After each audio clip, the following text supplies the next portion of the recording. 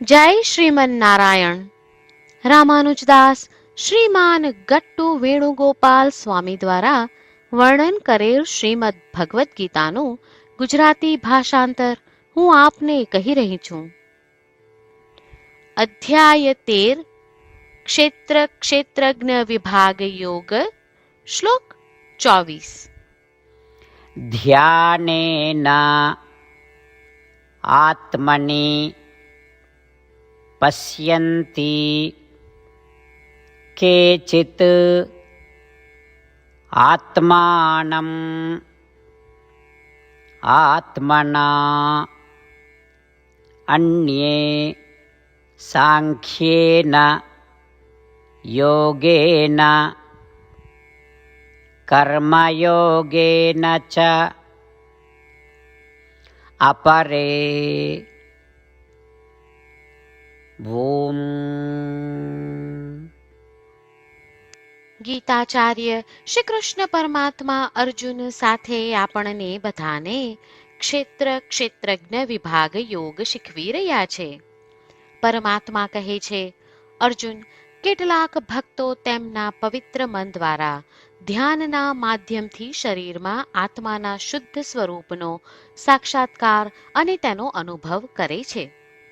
અન્ય મનુષ્યો જ્ઞાન યોગ દ્વારા આત્માનો સાક્ષાત્કાર કરવાનો અને અનુભવ કરવાનો પ્રયાસ કરે છે, તથા અન્ય કેટલાક મનુષ્યો કર્મયોગના માર્ગ દ્વારા તેમના મનને શુદ્ધ કરવાનો અને આત્માનો સાક્ષાત્કાર કરવાનો તથા તેનો અનુભવ કરવાનો પ્રયાસ કરે છે. આ પ્રમાણે શ્રી કૃષ્ણ પરમાત્મા આત્મદર્શન પ્રાપ્ત કરવા ઈચ્છતા મનુષ્યો વચ્ચેના અંતરને દર્શાવી રહ્યા છે. શ્રી કૃષ્ણ પરમાત્માના ઉપદેશોનું મનન કરતા, ફળની ઈચ્છા રાખ્યા વિના આપણા કર્મો યોગ્ય રીતે કરવાનો પ્રયાસ કરતા, આચાર્યો પાસેથી જ્ઞાન પ્રાપ્ત કરતા, શ્રીમન નારાયણ પ્રત્યે અતૂટ અને અનન્ય ભક્તિ રાખતા, શ્રીમન નારાયણને જ પ્રાપ્ત કરવાનું લક્ષ્ય રાખતા અને માત્ર શ્રીમન નારાયણનું જ શરણ લેતા, ચાલો આપણે શ્રી કૃષ્ણ પરમાત્માના શબ્દોનું આ શ્લોક સ્વરૂપે પુનરાવર્તન કરીએ. ધ્યાનેનાત્મનિ પશ્યન્તિ કેચિદાત્માનમાત્મના અન્યે સાંખ્યેન યોગેન કર્મયોગેન ચાપરે. શ્રી કૃષ્ણ પરમાત્માએ આખી ભગવદ્ ગીતાનો સાર અધ્યાય 18ના શ્લોક 65 થી 70માં 8 ઉપદેશ દ્વારા કહ્યો છે. શ્રી કૃષ્ણ કહે છે, જે મારા આ 8 ઉપદેશ અનુસરે છે તે મને પ્રિય છે. એ સર્વે ભક્તોનું હું બધી જ રીતે રક્ષણ કરીશ. શ્રી કૃષ્ણ પરમાત્મા પાસેથી આખી ભગવદ્ ગીતા સાંભળ્યા પછી અર્જુન કહે છે, કરીશ્યે વચનમ તવ, એટલે કૃષ્ણ, હું તમારી આજ્ઞાનું પાલન કરીશ, તમે કહો છો એમ કરીશ. અને આથી જ શ્રી કૃષ્ણએ દરેક પ્રકારના યશ અને વિજય અર્જુનને આપ્યા છે. તો ચાલો આપણે પણ પરમાત્માને 8 વાતો પાળવાનું વચન આપીએ. પરમાત્માને આપેલા વચનથી મોટી કોઈ પૂજા, તપ કે યજ્ઞ નથી. 8 પ્રતિજ્ઞાઓ જે આપણે લેવી જોઈએ તે હું હવે કહું છું. આપ સૌ પણ એનો મન અને હૃદયથી વિચાર કરો. આ રીતે શ્રી કૃષ્ણને વચન આપતી વખતે આપણે સૌ શ્રી કૃષ્ણની હસતી મુખમુદ્રાનો મનમાં વિચાર કરીએ અને પરમ આનંદનો અનુભવ કરીએ. જય શ્રીમન નારાયણ. આપણા 8 વચનો આ પ્રમાણે છે. આપણું પહેલું વચન, હે શ્રીમન નારાયણ, તમારા ઉપદેશ પ્રમાણે હું હંમેશા તમારું ધ્યાન અને ચિંતન કરીશ. આપણું બીજું વચન, હે શ્રીમન નારાયણ, તમે કહ્યું છે તેમ હું સદાય તમારી ભક્ત રહીશ. આપણું ત્રીજું વચન, હે શ્રીમન નારાયણ, હું મારા કર્મો તમને સંતોષ થાય તેમ અને તમારી સેવા માટે કરીશ.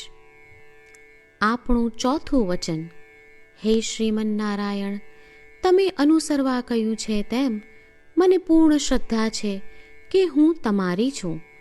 હું સદાય મારા હાથ જોડી તમને નમસ્કાર કરીશ, તમારી ભક્તિ કરીશ. આપણું પાંચમું વચન. હે શ્રીમન્નારાયણ, હું તમારા શબ્દો યાદ કરું છું. મામેકમ શરણમ વ્રજ. તમે તમારી શરણમાં આવવા કહ્યું છે. શ્રીમન્નારાયણ, હું માત્ર તમારા જ શરણમાં છું. આપણું છઠ્ઠું વચન. હે શ્રીમન્નારાયણ, આપે કહ્યું છે મા શુચ. તમે અમને આશ્વાસન આપી શોક ન કરવા માટે કહ્યું છે, તો હું દુઃખી નહીં થાઉં, શોક નહીં કરું. આપણું સાતમું વચન. હે શ્રીમન્નારાયણ, અમારા કલ્યાણ અર્થે આપે શ્રીમદ્ ભગવદ્ ગીતા રૂપી આશીર્વાદ આપી અમારા સૌ પર કૃપા કરી છે, તો હું દરરોજ ઓછામાં ઓછો એક શ્લોક વાંચીશ અથવા સાંભળીશ એવો સંકલ્પ લઉં છું. આપણું આઠમું વચન. હે શ્રીમન્નારાયણ, હું ગીતાના દૈવી શબ્દો એ ભક્તો સુધી પહોંચાડવાનો પ્રયત્ન કરીશ જેઓ ગીતાથી અજાણ છે. હે શ્રીમન્નારાયણ, તમે કહ્યું છે તેમ કરીશ, તમે કહ્યું છે એમ વર્તીશ અને તમારા માટે જ કર્મ કરીશ. શ્રીમન્નારાયણને આપેલું વચન કે દરરોજ તમે કહ્યું છે એમ કરીશું, એ જ એક મહાન પૂજા છે. તો ચાલો આપણે સૌ દ્રઢ શ્રદ્ધા સાથે પ્રભુ પાસે એક સંકલ્પ લઈએ. શ્રીમન્નારાયણ, કરીશ્યે વચનમ તવ. શ્રીમન્નારાયણ, હું તમારી આજ્ઞાનું પાલન કરીશ. સર્વમ શ્રી કૃષ્ણાર્પણમસ્તુ. જય શ્રીમન્નારાયણ. ધ્યાનેન આત્મનિ પશ્યન્તિ કેચિત આત્માનમ આત્મના અન્યે સાંખ્યેન યોગેન કર્મયોગેન ચ અપરે. ઓમ. ધ્યાનેનાત્મનિ પશ્યન્તિ કેચિદાત્માનમાત્મના અન્યે સાંખ્યેન યોગેન કર્મયોગેન ચાપરે. જય શ્રીમન્નારાયણ. તમામ ભક્તોને ખાસ વિનંતી. આપણા જીવનની દરેક બાબતોમાં આપણે તાત્કાલિક અને અસરકારક પરિણામો ઈચ્છીએ છીએ. આ પ્રાપ્ત કરવા માટે ચાલો દરરોજ 1 મિનિટ ફાળવીએ અને નારાયણાસ્ત્રમ વાંચીએ. નારાયણાસ્ત્રમ મેળવવા માટે તેની વેબસાઇટ જે www.narayanaastram.org છે તેના પર જાઓ અને રજિસ્ટ્રેશનમાં તમારું નામ અને ઈમેલ આપો. તમે આપેલા ઈમેલ પર તમને નારાયણાસ્ત્રમ PDF પ્રાપ્ત થશે. PDFમાં રામાયણનો 1 શ્લોક, ગીતાનો 1 શ્લોક અને એક વિષ્ણુ નામ છે. આ 3ને નારાયણાસ્ત્રમ કહેવામાં આવે છે. દરેક વ્યક્તિને આ શ્લોકોનું અલગ અલગ સંયોજન પ્રાપ્ત થાય છે. જ્યારે દરેક વ્યક્તિ 24,000 ભક્તો સાથે તેમના નારાયણાસ્ત્રમને દરરોજ વાંચે છે અથવા સાંભળે છે, ત્યારે સમગ્ર રામાયણનું 1 વાર પારાયણ, શ્રીમદ્ ભગવદ્ ગીતાનું 33 વાર પારાયણ અને વિષ્ણુ સહસ્ત્ર નામનું 24 વાર પારાયણ રોજ પૂર્ણ થાય છે. આ એક અદ્ભુત અને અસાધારણ પરિણામ છે. તેથી તમે અને તમારા પરિવારના સભ્યો તરત જ વેબસાઇટ પર જાઓ અને તમારું નારાયણાસ્ત્રમ મેળવો. જય શ્રીમન્નારાયણ.